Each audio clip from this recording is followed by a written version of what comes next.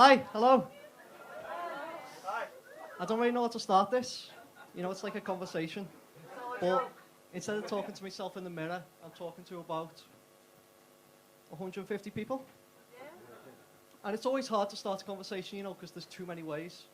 You know, there's too many ways to say hello. There's like, hi, hey, hello, howdy, how are you? All right. And that's just verbal. There's also non-verbal greetings. There's the wave, the nod, the thumbs up, the salute, the handshake, the hug. You ever meet someone for the first time and give them an amalgamation of all the possible pleasantries? Just, hi, hey, hello, you. And that's it. That relationship is doomed immediately. Because there's no recovery from the failed hello. You know, even a fantastic measured greeting does not undo the disaster of the hello.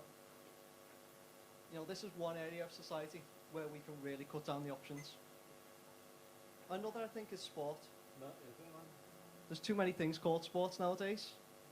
You know, every game is a sport, and I think we should give them a different label. Not just get rid of them altogether, just give them a different label. Like game. I think game is good. I mean, it's called the Olympic Games, not the Olympic sport, right? And so I've come up with 3 rules that we can use to grant games sports status if they're good enough. So rule 1, the game must use a round ball, right? So straight off the bat, rugby.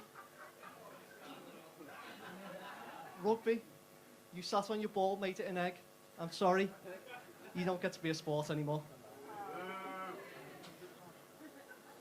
Car racing, there's no ball involved, but the wheels are round, and so it's ball-like.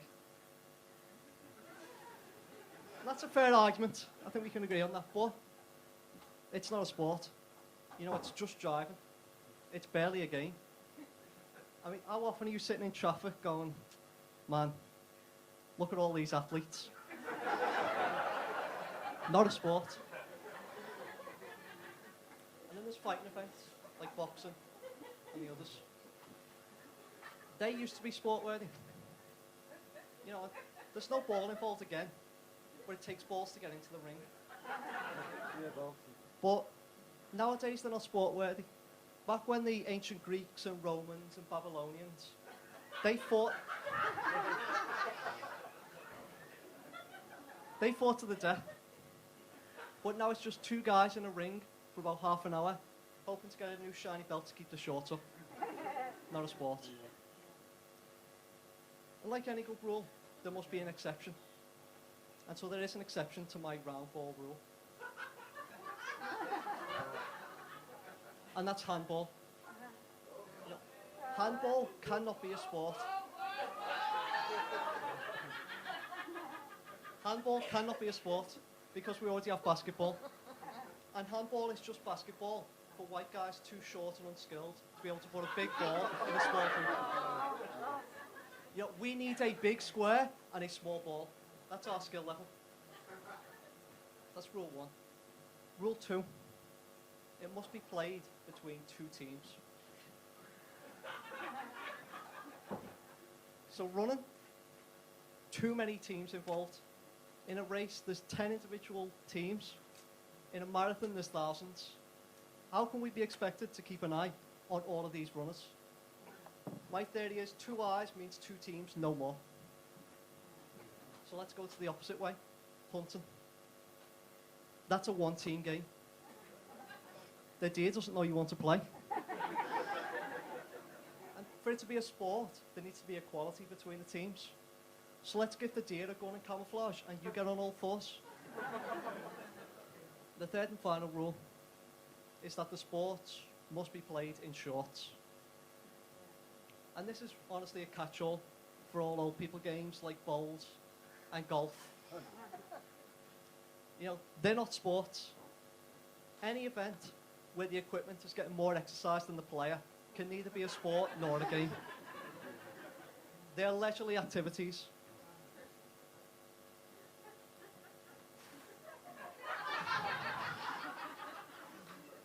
Well, that's sports. That's the excess of sports.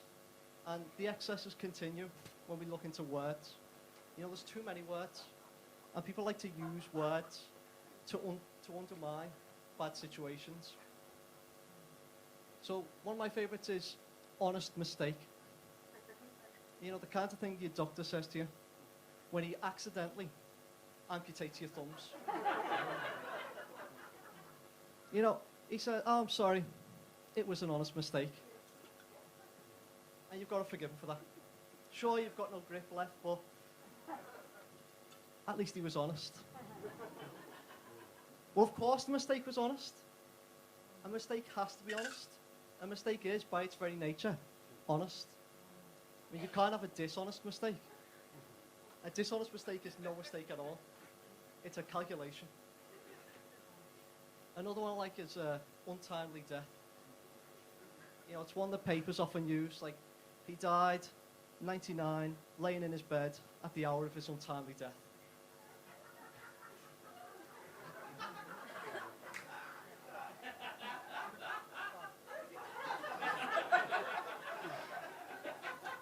Aren't all deaths untimely? I mean, call me old-fashioned, but I don't really think there's a good time to die. Unless of course it's seconds before a representative of Her Majesty's Revenue and Customs comes knocking on your door inquiring about the millions of pounds you've back-channeled to an offshore account in the Cayman Islands. Then in that case, maybe your death is quite punctual. Yeah. Words have lost... Words have lost their integrity. They no longer stand alone. That's why facts are no longer sufficient. We need something stronger. We need scientific facts. Because a fact only gets you to the truth, whereas a scientific fact gets you to the real truth. And that's where the book ends, at real. And what is that word doing there? It adds no meaning, and yet there it is. And real does not only lend itself to the truth, there's also real pain, real trouble, real problems needing real solutions, which calls for real leadership. Again, it adds nothing to anything. To me, it's very much the word equivalent of salad cream,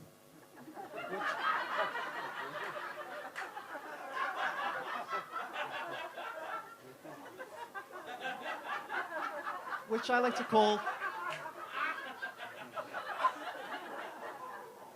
call stupid vinegar. Definitely not mustard. And that's actually not mayonnaise. Yeah. Well, this idea of real leadership got me thinking, who is the leader of our world? The overall leader.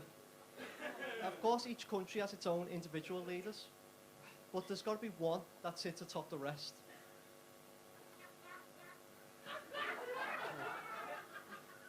And so the first port of call was the President of America, because that post is often referred to as the leader of the free world. But that's just the free world. That doesn't account for the part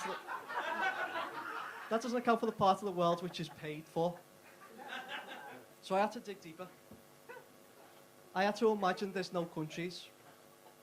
It's not hard to do.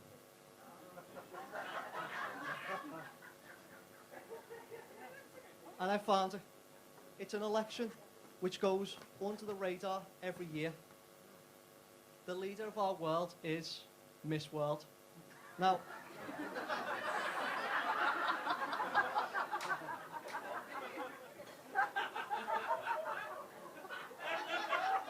the reason for this is simple. If the President of America is in charge of America, then Miss World must rule over the world. But I don't know if there's any physics buffs out there, but I'm sure you know our world is only one planet in one solar system, in one galaxy. And so there's got to be a more ultimate power out there. And it turns out there is. And that is, of course, Miss Universe.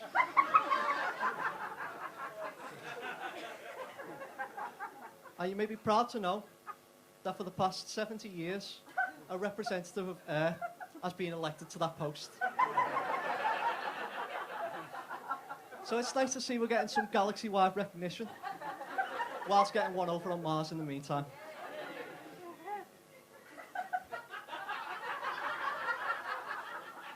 That's my act finished, so thank you very much.